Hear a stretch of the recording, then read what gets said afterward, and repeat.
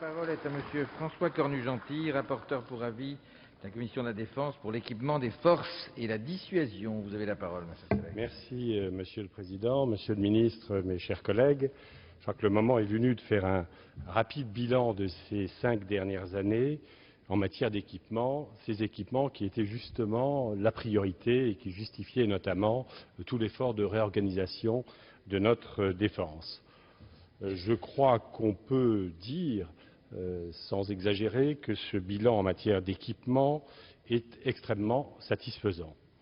Il est satisfaisant parce qu'on s'est doté d'outils puissants, la LPM, le livre blanc sur lequel il y a eu un vrai travail approfondi. Et puis, au-delà de ces outils, la réalisation n'a pu être à la hauteur parce qu'il y a eu une volonté politique forte et constante. Je crois que la réussite en matière d'équipement au cours des 5 dernières années, c'est cette volonté politique forte et constante qui a permis d'atteindre les objectifs qu'on s'est donnés. Cette volonté forte et constante, elle s'est exprimée dans le financement sécurisé des OPEX et croissant. Elle s'est exprimée aussi dans la réactivité. Chacun se rappelle de la crise qui a nécessité effectivement notamment le plan de relance. La crise aurait pu compromettre cet effort, ça n'a pas été le cas. Et puis il y a effectivement les recettes exceptionnelles qui faisaient quelquefois rire un certain nombre de collègues. Quand elles n'étaient pas là, eh bien les autorisations de consommer des crédits de report ont permis de pallier, donc de tenir politiquement les objectifs que nous étions assignés.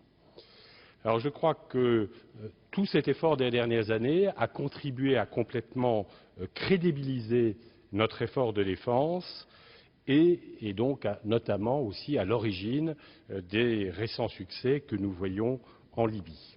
On peut donc dire que ce qui est en train de constituer la 3e vague d'équipement de nos armées après la Seconde Guerre mondiale est en passe de réussir et d'être un véritable succès.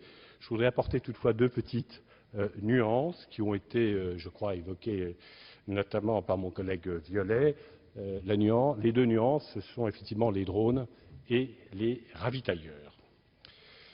Je voudrais insister sur l'importance, après ce succès que j'ai souligné, l'importance des semaines et des mois à venir.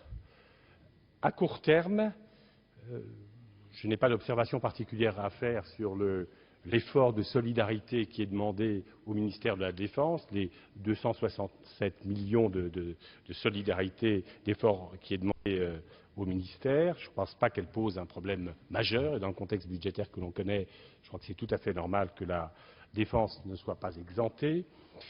En revanche, je voudrais souligner l'importance extrême du remboursement des OPEX rapide et intégral et rapide. Je crois que c'est un enjeu décisif puisqu'on est à plus de 600 millions d'euros et je crois que pour la préparation et l'emploi des forces, ce n'est pas du tout quelque chose d'accessoire. Je dirais que s'il y avait une difficulté là, tout ce que j'ai dit précédemment se trouverait en quelque sorte un petit peu fragilisé et je pense que ça serait extrêmement dommage. Voilà pour les semaines à venir. À plus long terme, l'horizon 2013-2014 est un petit peu compliqué. Alors on est, selon qu'on est diplomate ou moins diplomate, on utilise différentes expressions pour être compris de tous. Je pense qu'il y a quand même ce qui ressemble un petit peu à une bosse budgétaire qui est en train de se reformer et qu'il faut y être extrêmement attentif. C'est tout à fait normal, on est en phase de production très intense et tout à fait exceptionnelle. Cela va effectivement se préciser dans les 2 années qui viennent. Il faudra bien sûr maintenir cet effort et on aura parallèlement à faire attention à préserver les compétences, à faire travailler les bureaux d'études. Donc il y aura à la fois l'effort pour sortir tout ce qui a été prévu et puis au nom de la production immédiate, indispensable, ne pas compromettre les études et l'avenir, préparer les équipements de demain. Et donc on aura les 2 difficultés à gérer à la fois et je pense qu'il faut y être attentif dès aujourd'hui. Tout cela implique sans doute de redéfinir en profondeur, de rediscuter en profondeur la stratégie que nous voulons pour nos équipements et pour notre défense. Et je ne crois pas du tout à ce qu'il y ait une solution. Il y a des gens qui arrivent avec les externalisations, avec tel ou tel remède miracle. Je pense qu'il faudra regarder dans toutes les directions, y compris les externalisations, mais pas uniquement cela. Donc je pense qu'il va falloir vraiment être très pragmatique et regarder un certain nombre de choses. Et notre stratégie devra combiner un certain nombre d'objectifs. Je pense qu'il faut aller réfléchir encore en matière de mutualisation. Je pense qu'un approfondissement du franco-britannique est absolument nécessaire. Le franco-allemand est évidemment indispensable dans beaucoup de domaines, mais en matière de défense, cela reste assez virtuel. Donc je crois que le franco-britannique est ce qui est concret, ce qui permet d'avancer concrètement, et donc il faut essayer de l'exploiter au maximum. Je pense qu'il y a aussi à réfléchir à une meilleure intégration de la DGA dans la politique industrielle globale de l'État.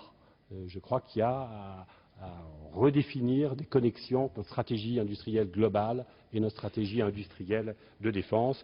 Et par conséquent, il y aura à veiller à des restructurations industrielles à la fois au niveau national et européen. Je voudrais achever aussi en attirant l'attention sur le nucléaire. Je crois que le contexte à la fois budgétaire et politique amènera à se poser des questions dans les mois qui viennent sur le nucléaire. Je pense qu'il faudra en quelque sorte, tant dans le civil que dans le militaire, en quelque sorte refonder le nucléaire. Je crois qu'il y aura la tentation pour certains de tout mettre de côté, pour d'autres d'en prendre un bout, d'en retirer un autre. Je crois que ça ne tient pas, ça ne fait pas d'économie.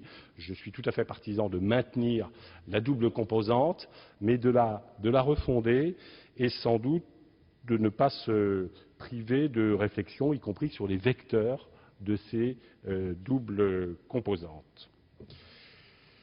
Je crois que si ce débat n'est pas engagé sereinement et sur des bases de réflexion intelligentes, on risque de faire des choix rapides et irrationnels. Et je conclurai sur ce point, Monsieur le Ministre. Je me tournerai aussi vers le Président de la Commission de la Défense.